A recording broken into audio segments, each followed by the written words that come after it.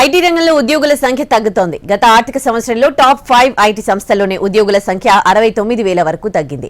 ఒక్క హెచ్సిఎల్లో మాత్రమే ఉద్యోగుల సంఖ్య పెరిగింది.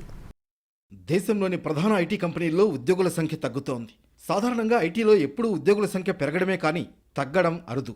హెచ్సిఎల్ టెక్నాలజీస్ మినహా మిగిలిన ప్రధాన ఐటీ కంపెనీల్లో ఇదే ధోరణి కనిపిస్తోంది. 2023-24 ఆర్థిక సంవత్సరంలో ఏకంగా 69,000 మేరకు ఉద్యోగుల సంఖ్య క్షీణించింది.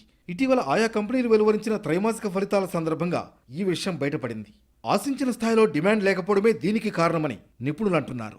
TCS, Infosys, HCL technologies, Wipro, tech మహీంద్రాలు ఇటీవల త్రైమాసిక ఫలితాలను ప్రకటించాయి. ఆయా సంస్థల లాభనష్టాలతో పాటు ఉద్యోగుల సంఖ్యను కూడా ప్రకటించాయి.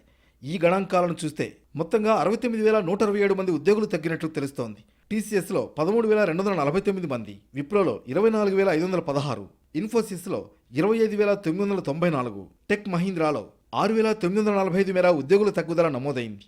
ఒక్క హెచ్సిఎల్ టెక్నాలజీస్లో మాత్రమే ఉద్యోగుల సంఖ్య 1,537 మేర పెరిగింది. అంటే టాప్ 5 కంపెనీల్లో ఉద్యోగుల సంఖ్య ఒక్క హెచ్సిఎల్లో మాత్రమే పెరిగింది. ఈ పరిస్థితి ఉద్యోగార్థులను కలవరపెడుతోంది.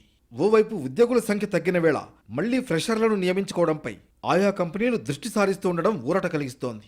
2024-25 ఆర్థిక సంవత్సరంలో టీసీఎస్ సుమారు 40,000 మందిని, హెచ్సిఎల్ 10,000 మంది, టెక్ మహీంద్రా 6,000 మంది ఫ్రెషర్లను నియమించుకోనున్నట్లు ప్రకటించాయి. కేవలం క్యాంపస్ నుంచే కాకుండా ఆఫ్ క్యాంపస్ నుంచి ఫ్రెషర్లను నియమించుకునేందుకు సన్నాహాలు చేస్తున్నట్లు ఇన్ఫోసిస్ తెలిపింది.